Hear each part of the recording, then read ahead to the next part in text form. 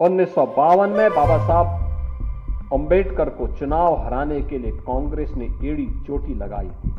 उनकी इस क्षेत्र की जो सीट थी, जो हिंदू बाहुल्य क्षेत्र थे, नॉन मुस्लिम क्षेत्र थे, उन्हें विभाजन का हिस्सा बना दिया गया, जिससे बाबा साहब भीमराव अंबेडकर चुनाव न जीतने पाए। अपने नेताओं के बड़े बड़े स्मारक कांग्रेस ने बनाए, लेकिन बाबा साहब भीमराव अंबेडकर का एक भी स्मारक नहीं बनने दिया। कांग्रेस ने तो बाबा साहब को षड्यंत्र से चुनाव हराने वाले व्यक्ति को 1970 में पद्म पुरस्कार से सम्मानित किया था कांग्रेस ने। ये राहुल गांधी किस मुंह से संविधान लेकर के घूम करके जनता को बेवकूफ बनाने का काम कर रहे हैं। 1952 में बाबा साहब अंबेडकर को चुनाव हराने के लिए कांग्रेस ने एड़ी चोटी लगाई थी। उन्हें चुनाव में परास्त करवाने का काम किया।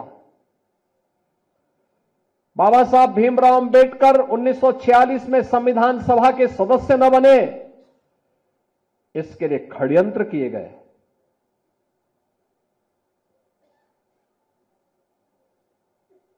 उनकी इस क्षेत्र की जो सीट थी, जो हिंदू बाहुल्य क्षेत्र थे,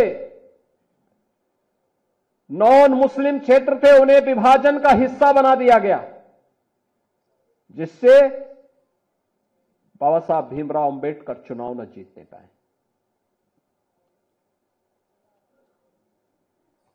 उन्नीस सौ 1954 में उपचुनाव में बाबा साहब भीमराव अंबेडकर ने फिर से मुंबई से चुनाव लड़ने की कोशिश की।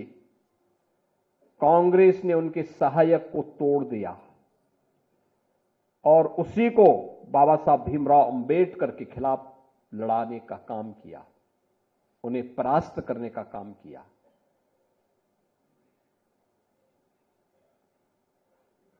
यानी कोई भी ऐसा षड्यंत्र कांग्रेस ने नहीं छोड़ा बाबा साहब भीमराव अंबेडकर को अपमानित करने के लिए।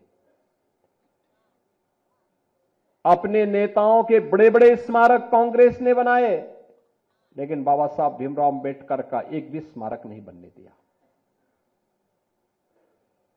एक भी स्मारक नहीं बनने दिया।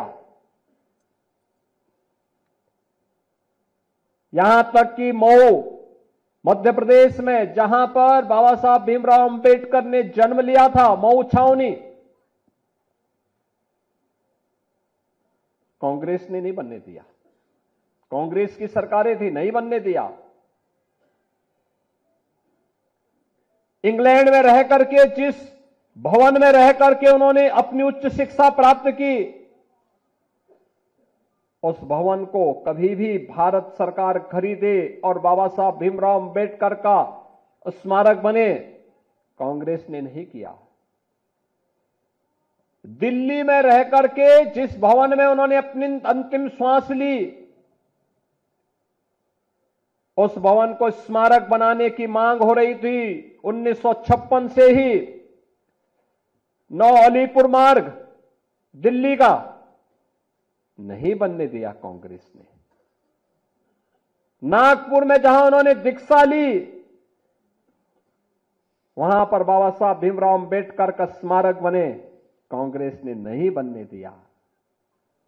जहां उनका अंतिम संस्कार बना हुआ था मुंबई के चैत्य भूमि में, वहां स्मारक बने, कांग्रेस ने नहीं बनने दिया।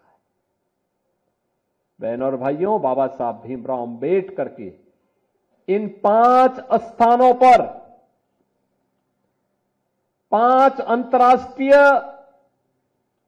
स्मारक बनाने का काम अगर किसी ने किया है तो ये भारतीय जनता पार्टी ने किया है, प्रधानमंत्री मोदी जी ने किया है।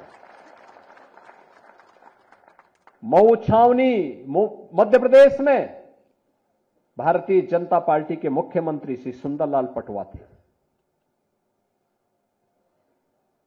उन्होंने उस स्मारक का शुभारंभ किया था। प्रधानमंत्री उस समय अटल बिहारी वाजपेयी जी जब बने, उन्होंने उसका लोकार्पण किया।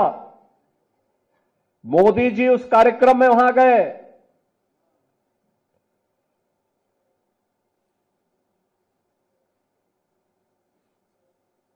मुंबई में, इंग्लैंड में, जहां पर उच्च शिक्षा बाबा साहब ने अर्जित की थी, उस भवन को ब्रिटिश सरकार बेच रही थी। प्रधानमंत्री मोदी जी की प्रेरणा से महाराष्ट्र की भारतीय जनता पार्टी की सरकार ने उस भवन को खरीदा। बाबा साहब भीमराव अंबेडकर का वहां पर स्मारक बनाया और भारत से जाने वाले अनुसूचित जाति के बच्चों के लिए उच्च शिक्षा के लिए वहां पर एक केंद्र बनाया और स्कॉलरशिप की भी व्यवस्था इंग्लैंड में की है, बाबा साहब की स्मृति को बनाए रखने के लिए। दिल्ली के अलीपुर मार्ग के उस भवन को खरीदकर उस भवन में बाबा साहब भीमराव अंबेडकर का स्मारक बनाने का काम, उसको स्वीकृति दी थी पूर्व प्रधानमंत्री चंद्रशेखर जी ने, और उस कार्य को क्या भारतीय जनता पार्टी ने, आप इंटरनेशनल सेंटर दिल्ली का आप देखेंगे बाबा साहब भीमराव अंबेडकर का दिल्ली में बना है। मुंबई का, नागपुर का दीक्षा भूमि, बाबा साहब भीमराव अंबेडकर का भव्य स्मारक, और मुंबई का चैत्य भूमि, ये बाबा साहब का भव्य भूमि, यह भी पंचतीर्थ जो ये बने हैं, ये प्रधानमंत्री मोदी जी की प्रेरणा से बने हैं।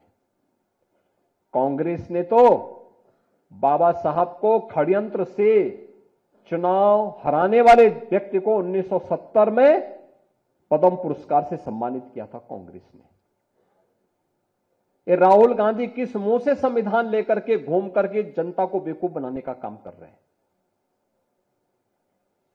किसी भी संविधान की आत्मा उसका प्रियम्बल होता है, प्रस्तावना होती है।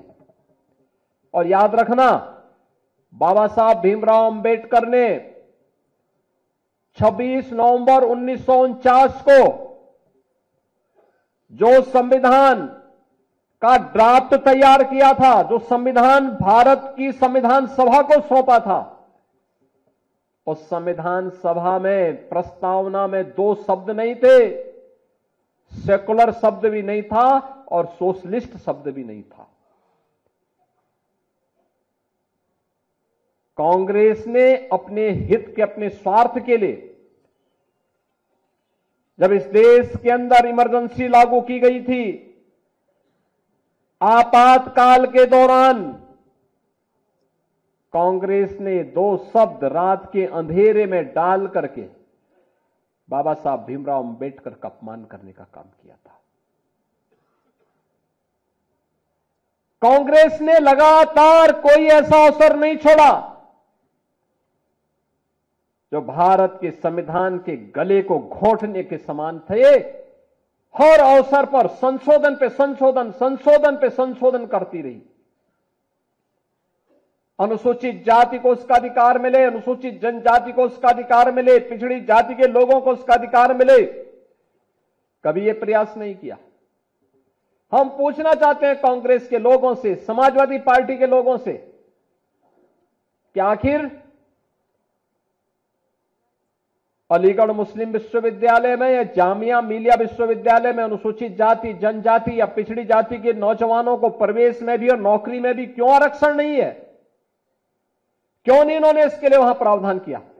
जो भारत के पैसे से चलने वाला हो, हर उस संस्थान में अनुसूचित जाति, जनजाति और पिछड़ी जाति के नौजवानों के लिए भी प्रवेश में भी और नौकरी में भी आरक्षण की व्यवस्था होनी चाहिए। लेकिन वहां पर नहीं है, वहां पर नहीं बोलते, लोग मौन हो जाते हैं। और यही कारण था बाबा साहब भीमराव अंबेडकर ने जब पहली संयुक्त सरकार बनी थी, और संयुक्त सरकार बनने के बाद जब उसके उपरांत पंडित नेहरू की द्वारा बनाई गई उस नेतृत्व में चल रही सरकार के कृत्यों को देख करके बाबा साहब भीमराव अंबेडकर ने उस समय इस्तीफा दिया था और कहा था, यह सरकार मेरी योग्यता के अनुसार कार्य नहीं ले रही है।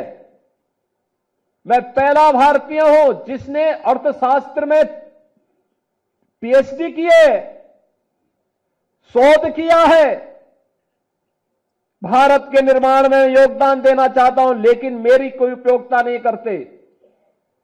देश की महत्वपूर्ण उन समितियों में जो देश के विकास के लिए सहायक हो सकती है, उसमें मुझे कोई सम्मान नहीं दिया गया। मेरे अनुसूचित जाति जनजाति के लोगों के हितों के लिए, वंचितों के हितों के लिए इस सरकार के एजेंडे में कुछ भी नहीं है। यह तो केवल और केवल इस सरकार को विभाजन के बाद भी केवल मुस्लिम तुष्टीकरण की चिंता है, इसलिए मैं अपने पद से इस्तीफा दे रहा हूं। यह कहते हुए इन्होंने इस्तीफा दे दिया था।